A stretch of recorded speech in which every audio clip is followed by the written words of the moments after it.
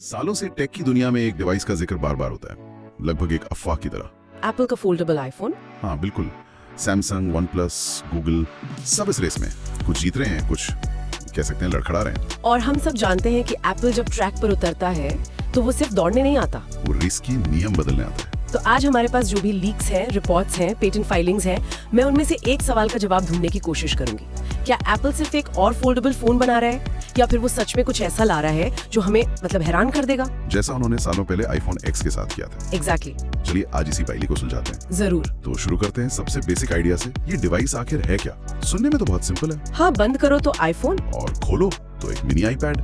इसके सेंटर में है एक फ्लेक्सिबल OLED डिस्प्ले जो कागज की तरह मुड़ सकता है। लेकिन जहाँ तक एप्पल की बात है, मामला इतना सीधा होता नहीं है कभी। सही बात है। जो जानकारी सामने आ रही है उससे साफ है कि उनका फोकस सिर्फ स्क्रीन को मोड़ने पर नहीं है। नहीं, उनका फोकस है एक परफेक्ट एक्सपीरियंस देने पर। और इसी परफेक्ट एक्सपीरियंस की जिद में वो सवाल छुपा है जो सब पूछते हैं, एप्पल इतना लेट क्यों है? इसका जवाब सिर्फ टेक्नोलॉजी में नहीं, एप्पल की फिलॉसफी में है। ये सिर्फ परफेक्शन की बात नहीं, ये उनके पूरे बिजनेस मॉडल का सवाल है। अच्छा। हाँ, देखिए, सैमसंग अपनी टेक्नोलॉजी को पब्लिक में टेस्ट और इम्प्रूव करता है। हर नया फोल्ड एक तरह से यूजर्स के लिए एक पेड बीटा टेस्ट जैसा है। मतलब यूजर्स पैसे देकर कंपनी को बता रहे हैं कि उनके फोन में क्या क्या कमियां हैं। बिल्कुल। और एप्पल ये अफोर्ड नहीं कर सकता। उनका ब्रांड इट जस्ट वर्क्स के वादे पर बना है। एक क्रीज वाला या कमजोर हिंज वाला फोल्डेबल आईफोन उनके ब्रांड की आत्मा पर हमला करने जैसा होगा। याद कीजिए शुरुआती फोल्डेबल फोन्स की दिक्कतें। हाँ, स्क्रीन पर वो अजीब सी लाइन दिखना, हिंज में धूल फंसने का डर, और स्क्रीन तो इतनी नाजुक कि नाखून से भी निशान पड़ जाए। सही बात है। एप्पल इन सब समस्याओं का एक ठोस लगभग अदृश्य समाधान चाहता है। मैं आपकी बात समझ गया कि एप्पल परफेक्शन चाहता है, लेकिन क्या इसका दूसरा पहलू ये नहीं है कि वो बाजार से सीखने का मौका गवा रहे हैं? मेरा मतलब है, सैमसंग अब तक अपने फोल्डेबल के 5-6 वर्जन निकाल चुका है। उन्होंने असली यूजर से जो फीडबैक लेकर सुधार किए हैं, वो एप्पल अपनी टॉप सीक्रेट लैब में कैसे कर सकता है? ये एक बहुत वैलिड पॉइंट है और टेक इंडस्ट्री में ये क्लासिक डिबेट है, first mover versus best mover. हाँ। सैमसंग ने मार्केट बनाया है, लोगों को फोल्डेबल का कॉन्सेप्ट समझाया है और शुरुआती सारी गलतियां भी की हैं। ठीक है। अब एप्पल उस बनी बनाए मार्केट में एक ऐसा प्रोडक्ट लेके आएगा जो उन सारी गलतियों से सीखा हुआ होगा। वो पहले दिन से ही ये कह पाएंगे, ये है वो फोल्डेबल फोन जिसका आप असल में इंतजार कर रहे थे। और ये जो पेटेंट्स की बात होती है, वो इसी की तैयारी है।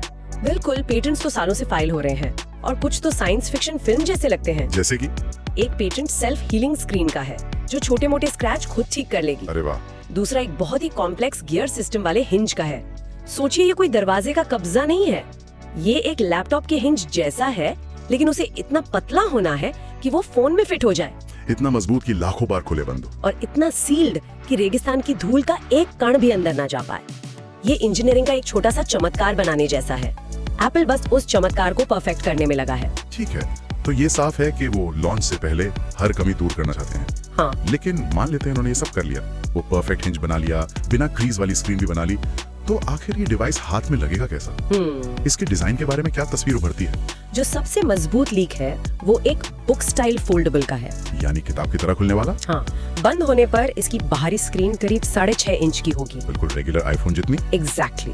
तो जेब से निकालने पर, कॉल करने पर या जल्दी से मैसेज चेक करने पर कोई फर्क महसूस नहीं होगा। ये एक बहुत जरूरी पॉइंट है। हाँ, मतलब ऐसा ना लगे कि कोई अजीब सा डिवाइस इस्तेमाल कर रहे हैं। सही पकड़ा। लेकिन असली जादू तब होगा जब आप इसे खोलेंगे। और अंदर की स्क्रीन? अंदर की मेन स्क्रीन 7.5 से 8 इंच के बीच हो सकती है, और यहीं पर एप्पल का सबसे बड़ा दाव है, क्रीज। वो जो लाइन दिखती है बीच में। हाँ। रिपोर्ट्स कहती हैं कि एप्पल ऐसी टेक्नोलॉजी पर काम कर रहा है जिससे क्रीज या तो दिखेगी ही नहीं या इतनी कम होगी कि आपको उसे ढूंढना पड़ेगा।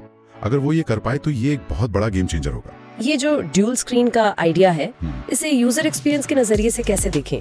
क्या ये वाकई हमारी आदतें बदलेगा? बिल्कुल बदलेगा। ये सिर्फ सुविधा नहीं बल्कि आपके डिवाइस के साथ आपके रिश्ते को बदलने की बात है। एक उदाहरण दे सकती हैं? हाँ, एक सीन सोचिए, आप मेट्रो में हैं, भीड़ है, आप बाहरी स्क्रीन पर फटाफट एक ईमेल का जवाब दे रहे हैं। ठीक है। फिर आपको सीट मिलती है, आप आराम से बैठते हैं और उसी फोन को खोलकर एक बड़ी स्क्रीन पर वो नेटफ्लिक्स शो वहीं से देखना शुरू कर देते हैं जहाँ छोड़ा था। अच्छा। या फिर आप एक प्रेजेंटेशन पर काम कर रहे हैं, आपने उसे खोला और फुल कीबोर्ड और बड़ी स्क्रीन के साथ काम करने लगे।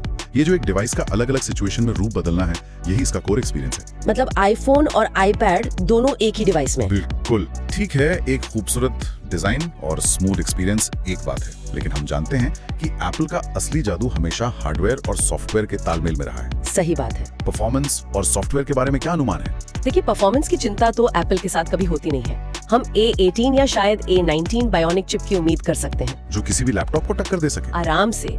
लेकिन जैसा आपने कहा, असली खेल सॉफ्टवेयर का होगा। ये सिर्फ iOS को खींचकर बड़ा कर देना नहीं होगा। तो क्या होगा? रिपोर्ट्स के मुताबिक एप्पल एक खास iOS वर्जन पर काम कर रहा है जो फोल्डिंग स्क्रीन के लिए बनाया गया है, और इसमें AI का बड़ा रोल होगा। एक मिनट, AI का रोल? वो कैसे? सोचिए कि ऑपरेटिंग सिस्टम खुद समझेगा कि स्क्रीन किस एंगल पर मुड़ी है और आप क्या करने की कोशिश कर रहे हैं। अच्छा। जैसे अगर आपने स्क्रीन को लैपटॉप की तरह 90 डिग्री पर मोड़ा तो नीचे का आधा हिस्सा अपने आप कीबोर्ड या कंट्रोल पैनल बन जाएगा। ये सब बहुत इंट्यूटिव तरीके से होगा। लेकिन जो सबसे बड़ा फीचर हो सकता है वो है स्प्लिट स्क्रीन मल्टीटास्किंग। सुनने में तो ये बहुत कमाल का लगता है, लेकिन क्या इसमें स्क्रीन के बहुत ज्यादा बिजी हो जाने का खतरा नहीं है? मतलब एक साथ 3 ऐप्स चलाना एक 8 इंच की स्क्रीन पर भी थोड़ा ज्यादा नहीं हो जाएगा? बिल्कुल। एंड्रॉइड फोन्स में ये अनुभव अभी भी थोड़ा अजीब और क्लंकी लगता है। आपने बिल्कुल सही नस पकड़ी है। क्लंकी, यही वो शब्द है जिसे एप्पल मिटाना चाहता है। एंड्रॉइड में ये फीचर है, लेकिन वो हमेशा स्मूथ या नेचुरल महसूस नहीं होता। तो एप्पल इसे कैसे सुधारेगा? एप्पल का फोकस इसी इंटीग्रेशन पर होगा। कल्पना कीजिए आप बड़ी स्क्रीन के ऊपरी हिस्से में कोई YouTube ट्यूटोरियल देख रहे हैं और नीचे के हिस्से में साथ-साथ नोट्स ऐप में पॉइंट्स लिख रहे हैं। ठीक है। और तभी एक दोस्त का मैसेज आता है और WhatsApp एक पतली सी साइड विंडो में खुल जाता है, बिना आपके मेन काम को डिस्टर्ब किए। अगर मक्खन की तरह स्मूथ हो तो मजा आ जाए। बस अगर ये सब बिना किसी लैग के हो तो ये प्रोडक्टिविटी को एक नए लेवल पर ले जाएगा। यही वो मैदान है जहां एप्पल अपने सॉफ्टवेयर ऑप्टिमाइजेशन से बाजी मार सकता है। ये तो सच है, हार्डवेयर कोई भी बना सकता है, लेकिन वो सॉफ्टवेयर एक्सपीरियंस बनाना एप्पल की खासियत रही है। खैर, परफॉर्मेंस की बात बैटरी और कैमरे के बिना अधूरी है। फोल्डेबल फोन में बड़ी स्क्रीन की वजह से बैटरी एक बड़ी सरदर्दी होती है। बिल्कुल, और इसके लिए एप्पल ड्यूअल बैटरी सिस्टम का रास्ता अपना सकता है। यानी डिवाइस के दोनों हिस्सों में एक एक बैटरी? हाँ, एक पतली बैटरी जो मिलकर एक बड़ी बैटरी की तरह काम करेगी। इसे इंटेलिजेंट पावर मैनेजमेंट के साथ जोड़ा जाएगा ताकि जब आप सिर्फ बाहरी स्क्रीन इस्तेमाल करें तो पावर कम खर्च हो। और कैमरा? जहां तक कैमरे की बात है, उम्मीद है कि हमें 48 MP का मेन कैमरा, साथ में अल्ट्रा वाइड और टेलीफोटो लेंस मिलेंगे। लेकिन एक मजेदार संभावना फोल्ड मोड फोटोग्राफी की है। और ये क्या है? आप फोन को आधा मोड़कर किसी भी सतह पर रख सकते हैं, एक मिनी ट्राइपॉड की तरह। अरे वाह, ग्रुप फोटो या लॉन्ग एक्सपोजर शॉट्स के लिए बहुत काम आ सकता है। हाँ, और आप हैंड्स फ्री वीडियो कॉल भी कर सकते हैं। ये छोटी छोटी चीजें मिलकर एक्सपीरियंस को बेहतर बनाती हैं। ठीक है, सब कुछ बहुत शानदार लग रहा है। Best in class design, powerful performance, शानदार सॉफ्टवेयर। अब आते हैं उस सवाल पर जो शायद सबकी जेब से जुड़ा है। कीमत। इसकी कीमत क्या होगी और हमें इसका इंतजार कब तक करना पड़ेगा? यहाँ पर हमें हकीकत से रूबरू होना होगा। ये डिवाइस हर किसी के लिए नहीं होगा। मतलब? कम से कम शुरुआत में तो बिल्कुल नहीं। जो अनुमान लगाए जा रहे हैं वो 1.5 लाख रुपए से 2 लाख रुपए के बीच है। बाप रे, ये तो एक मैकबुक प्रो की कीमत है। बिल्कुल, ये एक प्रीमियम लग्जरी सेगमेंट का प्रोडक्ट होगा। एप्पल इसे उन अर्ली अडॉप्टर्स और प्रोफेशनल यूजर्स के लिए बना रहा है जो कटिंग एज टेक्नोलॉजी के लिए ज्यादा खर्च करने को तैयार हैं। ये एक स्टेटस सिंबल भी होगा। यकीनन। जहां तक लॉन्च का सवाल है, ज्यादातर रिपोर्ट्स 2026 या 2027 की ओर इशारा कर रही हैं। मतलब अभी भी 2-3 साल दूर है। हाँ, और ये भी हो सकता है कि एप्पल शुरुआत में इसे बहुत लिमिटेड क्वांटिटी में लॉन्च करे, ये देखने के लिए कि मार्केट इस पर कैसा रिएक्शन देता है। तो अब हम अपनी चर्चा के सबसे बड़े और आखिरी सवाल पर वापस आते हैं। मान लेते हैं कि 2026 में एप्पल ये सब कुछ कर लेता है, बिना क्रीज वाली screen, perfect hinge, smooth software, और वो इसे 1,80,000 रुपए में लॉन्च करते हैं। तो क्या ये फोल्डेबल आईफोन 2017 के आईफोन X जितनी बड़ी क्रांति ला सकता है? देखिए, क्रांति एक बहुत बड़ा शब्द है। हाँ, हमें याद है कैसे आईफोन X ने होम बटन हटाकर फेस आईडी लाकर और नॉच डिस्प्ले का ट्रेंड शुरू करके स्मार्टफोन का चेहरा ही बदल दिया था। क्या इस फोल्डेबल में वो दम है? अगर हम इन सारी रिपोर्ट्स को जोड़कर देखें तो इसमें वो क्षमता साफ दिखती है। इसके 3 मुख्य कारण हैं। पहला, जैसा हमने कहा, ये फोन और टैबलेट के बीच की लाइन को हमेशा के लिए मिटा देगा। आपको 2 डिवाइस खरीदने और मैनेज करने की जरूरत नहीं होगी। आपका एक ही प्राइमरी डिवाइस हर काम के लिए काफी होगा। ठीक है, कन्वीनियंस। दूसरा कारण? दूसरा और शायद सबसे बड़ा कारण है एक नया ऐप इकोसिस्टम। अच्छा।